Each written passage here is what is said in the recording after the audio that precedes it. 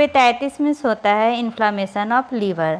देखिए ये क्या है, एक हेल्दी लीवर है और ये क्या है, इन्फ्लामेशन है, मतलब ये फूला हुआ है। पहले हम पिछले वीडियो का समरी बताएंगे और उसके बाद उसके आगे ले जाएंगे ताकि आपको समझने में आसानी हो सके। ठीक है, इंट्रोडक्शन। हेपेटाइटिस क्या होता है? तो इन्फ्लामेशन ऑफ लीवर को क्या कहते हैं? हेपेटाइटिस कहते हैं। ये दो कारण से हो सकता है। एक तो इन्फेक्शियस कॉज, मतलब वायरस से, बैक्टीरिया से या फंगल इन्फेक्शन से। दूसरा नॉन इन्फेक्शियस, मतलब कि जो इन्फेक्शन के थ्रू ना हो। तो कैसे होगा? अगर आप अल्कोहल यूज किए, ड्रग यूज किए, ऑटो इम्यून डिजीज़ के कारण होगा या मेटाबॉलिक डिजीज़ के कारण होगा। ये इन्फेक्शन के कारण नहीं होता, ये कम्युनिकेबल नहीं होता, मतलब ये खांसने से, छूने से नहीं होता है। ठीक है, अब 5 तरह के हेपेटाइटिस होते हैं। Hepatitis A, B, C, D, E. जो हम लोग में होता है वो हेपेटाइटिस बी। हम लोग में कहने का मतलब है सभी जो हेपेटाइटिस है वो आरएनए के कारण होता है और जो हेपेटाइटिस बी है वो डीएनए के कारण होता है। ठीक है, अब इंट्रोडक्शन। कितने तरह के हेपेटाइटिस पढ़ाया? 5। Hepatitis A, B, C, D. D को डेल्टा वायरस भी कहा जाता है। ई और जो जी आया है अभी अननोन है इसके फंक्शन, इसलिए इसको हम इसके अंदर नहीं लेते हैं। ठीक है, देखिए लिखा हुआ है सभी हेपेटाइटिस बी कैसा होता है? आरएनए वायरस के कारण होता है, एक्सेप्ट हेपेटाइटिस बी जो डीएनए वायरस के कारण होता है। अब करेक्टरिस्टिक में क्या है? ये डबल स्ट्रैंडेड है, सर्कुलर है। इसमें कितना बेस पेयर होता है? 3.2 kbE होता है। ये निगेटिव डीएनए स्ट्रैंड होते हैं। इसमें पॉजिटिव डीएनए स्ट्रैंड क्या होता है? पार्शियली कंप्लीट होता है। प्रोटीन कौन कौन सा होता है? तो 2 प्रोटीन होते हैं, एक हेपेटाइटिस बी सरफेस एंटीजन, एक हेपेटाइटिस सी कोर एंटीजन। 2 तरह के होते हैं जैसा कि हमने पिछले वीडियो में पढ़ा था। ठीक है, जो कोर एंटीजन होते हैं वो न्यूक्लियस में पाया जाता है और जो हेपेटाइटिस बी सरफेस एंटीजन होता है वो साइटोप्लाज्म में पाया जाता है। अब पढ़ते हैं इसके आउटस्टैंडिंग कैरेक्टरिस्टिक क्या है? Family is made up of many type that infect human and lower organism. मतलब कह रहा है कि ये जो है ये सभी को इफेक्ट करता है, ह्यूमन्स हो या रोयल एनिमल्स हो। ये 2 तरह के हो सकते हैं, एक्यूट और क्रोनिक। एक्यूट जो कम समय के लिए होता है उसे एक्यूट हेपेटाइटिस कहते हैं और जो ज़्यादा समय के लिए होता है, लॉन्ग लास्टिंग होता है, उसे क्रोनिक हेपेटाइटिस कहते हैं। ठीक है, और भी एक होते हैं क्या? हेपेटोसेलुलर कार्सिनोमा, मतलब कि इसके कारण 3 डिजीज हुए, एक तो एक्यूट हेपेटाइटिस, क्रोनिक हेपेटाइटिस और हेपेटोसेलुलर कार्सिनोमा। चलिए आते हैं हेपेटाइटिस ए। हेपेटाइटिस ए में हमने क्या पढ़ा था? इसका रिजर्वायर कौन है? ह्यूमन है। याद रखिएगा हेपेटाइटिस ए का रिजर्वायर कौन है? ह्यूमन है। और ये कैसे ये इन्फेक्टेड होता है? तो फीकल के द्वारा और कंटामिनेटेड फूड के द्वारा, मतलब ये फूड बॉर्न डिजीज है। ठीक है, इसका इंक्यूबेशन पीरियड कितना है? तो 1 to 2 वीक है। और ये कैसे कंटामिनेट होता है? फीकल ओरल, मतलब कि खाने के थ्रू और मौत के थ्रू, और ये कभी कभी सेक्सुअल एक्टिविटी के कारण भी ये ट्रांसफ़र होता है। इसका इंक्यूबेशन पीरियड 18 से 45 दिन है। सॉरी, वो जो बताया था ना, वो बताया था कि टाइम ऑफ ऑनसेट कब है, 1 to 2 वीक। और ये इसका इन्फेक्शन कब स्टार्ट होता है? 7 डेज के बाद स्टार्ट होता है। कैसे पता चलता है? तो जॉन्डिस की तरह पता चलता है। ठीक है, इसमें इम्यूनोग्लोबिन का एक्सपोजर कब होता है? तो 2 वीक के बाद होता है। अब पढ़ते हैं हेपेटाइटिस ए। हेपेटाइटिस को दूसरा ए का दूसरा नाम क्या है? Infectious jaundice. याद रखिए हेपेटाइटिस ए का दूसरा नाम है इन्फेक्शियस जॉन्डिस। क्या है? Infectious jaundice. ये किस कारण होता है? तो फीकल ओरल ट्रांसफ़र के कारण होता है और हम कंटामिनेटेड फूड खाते हैं उसके कारण होता है। इसका क्रोनिक स्टेज नहीं होता है, इसका एक्यूट स्टेज होता है। हेपेटाइटिस से क्या किसको कहते हैं? जॉन्डिस को कहते हैं, मतलब इन्फेक्शियस जॉन्डिस इसका दूसरा नाम है। ये फीकल ओरल रूट के कारण होता है और ये इसका एक्यूट फेज होता है, क्रोनिक फेज नहीं होता है हेपेटाइटिस ए। अब आते हैं इसके science and symptoms. Hepatitis A में क्या होता है? फ्लू लाइक URTI होता है, मतलब कि आपको कफ होगा with low grade fever, high grade fever नहीं, लो ग्रेड फीवर। एनोरेक्सिया मतलब आपको खाने का मन नहीं करेगा, आपका पेट भरा भरा लगेगा। इंडाइजेशन। नौसिया मतलब वोमिटिंग जैसा फीलिंग होगा, वोमिटिंग नहीं होगा, नौसिया। 3 चीज़ होता है, नौसिया, वोमिटिंग। नौसिया मतलब क्या होता है कि आपको फीलिंग आएगा वोमिटिंग का, लेकिन वोमिटिंग नहीं होगा। वोमिटिंग में क्या होता है, वोमिटिंग हो जाता है। अब क्या है, सिगरेट के कारण भी होता है, और ये इसमें जॉन्डिस हो भी सकता है, नहीं भी हो सकता है। चलिए अब आते हैं हेपेटाइटिस बी पे। हेपेटाइटिस बी में क्या है, इसको क्या कहते हैं, सीरम हेपेटाइटिस कहते हैं। हेपेटाइटिस ए को क्या कहते थे, जॉन्डिस, इन्फेक्शियस जॉन्डिस कहते थे। हेपेटाइटिस बी को क्या कहते हैं, सीरम हेपेटाइटिस कहते हैं। इसका इंक्यूबेशन पीरियड कितना है, तो 30 to 180 डेज है। ठीक है, इसमें कौन कौन से डिजीज होते हैं, तो इसमें इतने सारे डिजीज होते हैं। कौन कौन सा, तो acute hepatitis B, chronic hepatitis. याद कीजिए, हेपेटाइटिस ए का एक्यूट था, क्रोनिक नहीं था, बट इसका एक्यूट और क्रोनिक दोनों हैं।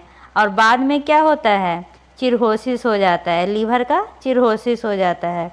फिर क्या होगा, फुलमिनेट हेपेटाइटिस होगा, और क्या होगा, एसिम्प्टोमेटिक कैरियर स्टेज होगा।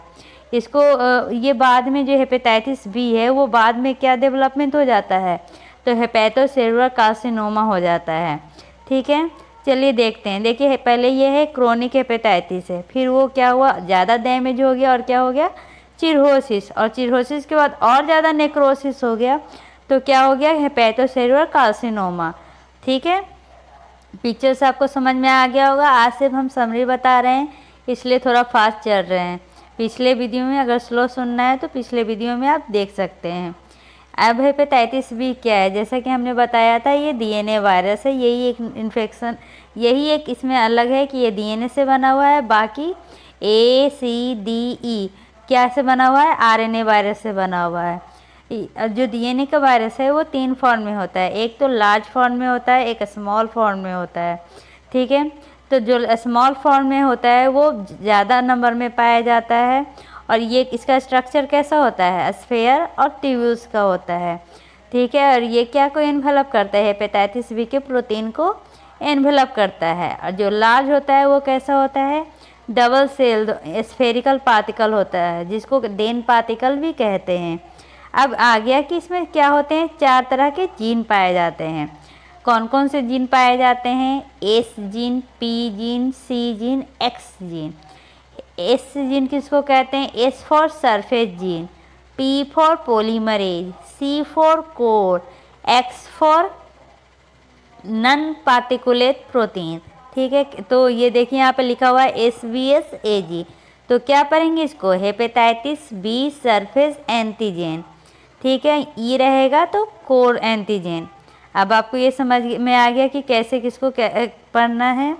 चलिए अब आगे आते हैं। यहाँ पे देखिए फिगर में है, सरफेस मतलब सरफेस पे पाया हुआ है, कोर मतलब कोर में पाया गया है डीएनए पॉलीमरेज। ये तो आपको समझ में आ गया। ठीक है, चलिए ट्रांसमिशन उसका कैसे हुआ था हेपेटाइटिस ए का, तो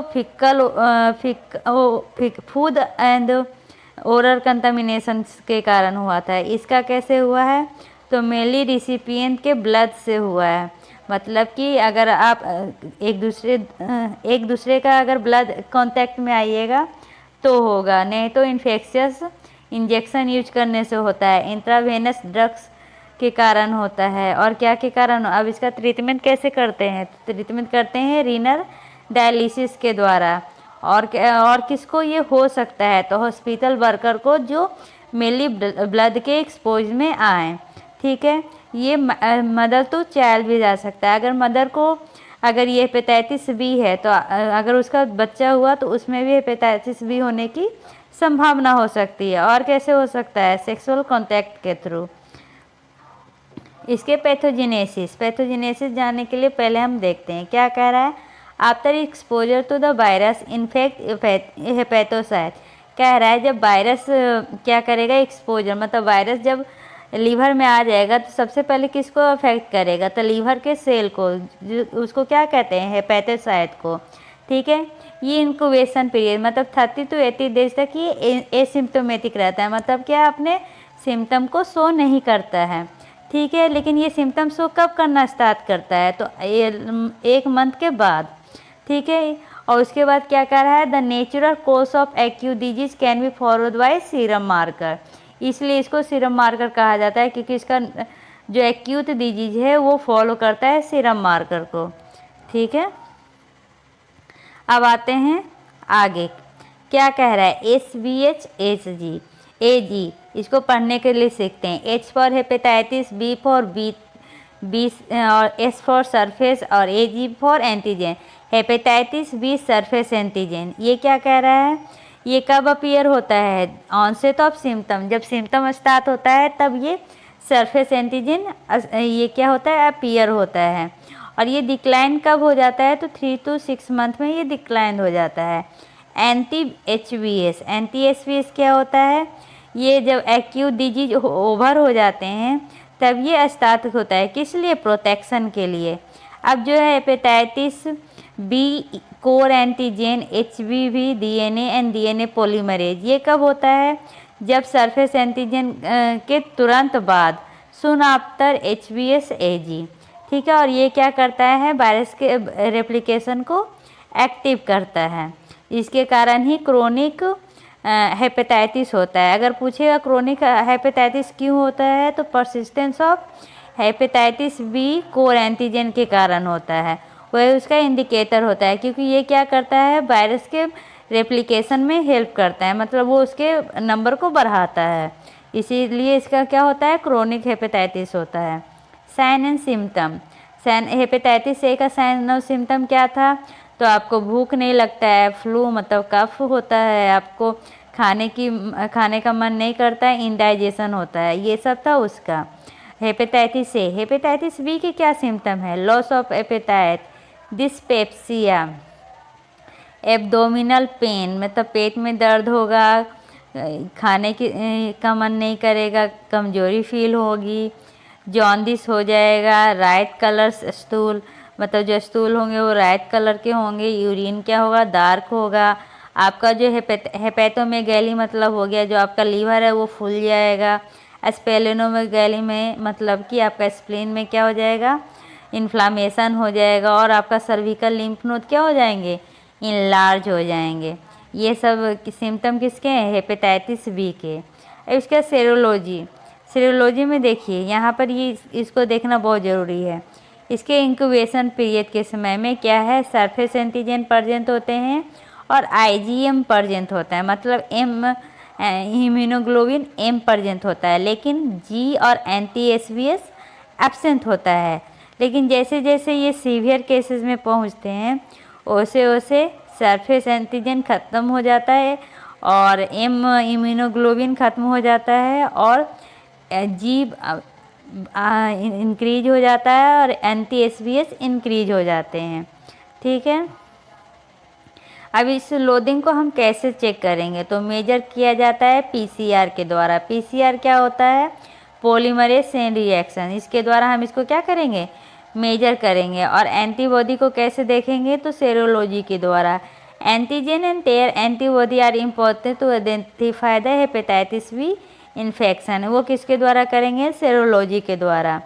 ठीक है, अब इसका मैनेजमेंट कैसे होगा, मैनेजमेंट करेंगे एक्यूट हेपेटाइटिस बी का पहले मैनेजमेंट करते हैं, फिर क्रोनिक का करेंगे। एक्यूट का कैसे करेंगे, तो supportive with monitoring for acute liver fever, पहले उसको मॉनिटर करेंगे, उसके बाद देखेंगे कि उसमें क्या है क्या नहीं है, उसके बाद क्या किया जाएगा, एंटीवायरल थेरेपी किया जाएगा, जो सीवियरिटी और ड्यूरेशन को क्या करता है, रिड्यूस करता है। ठीक है, 90 से 95% क्या हो जाता है, फुल रिकवरी होता है, लेकिन 5 to 10% क्या होते हैं, क्रोनिक इन्फेक्शन होता है। क्रोनिक इन्फेक्शन को कैसे सही कर सकते हैं, तो इसके बाद इसके लिए क्या किया जाता है, वायरल लोड को रिड्यूस किया जाता है। कैसे, तो अगर वायरल लोड मतलब ये वायरस की संख्या कम करना है तो उसके लिए क्या देंगे, इंटरफेरॉन अल्फ़ा देंगे। क्या देंगे, इंटरफेरॉन अल्फ़ा देंगे। वायरस की रेप्लिकेशन को कम करना है तो इंटरफेरॉन अल्फ़ा देंगे। और अगर लीवर के फंक्शन को सही करना है तो क्या देंगे, लेमिविउदीन देंगे। क्या देंगे? लेमिविउदीन देंगे। लीवर के फंक्शन को सही करना है तो क्या देंगे? लेमिविउदीन देंगे। और अगर लीवर फेलुअर को सही करना है तो एडिफोवीर देंगे। क्या देंगे? एडिफोवीर। एडिफोवीर क्या देंगे? एडिफोवीर देंगे।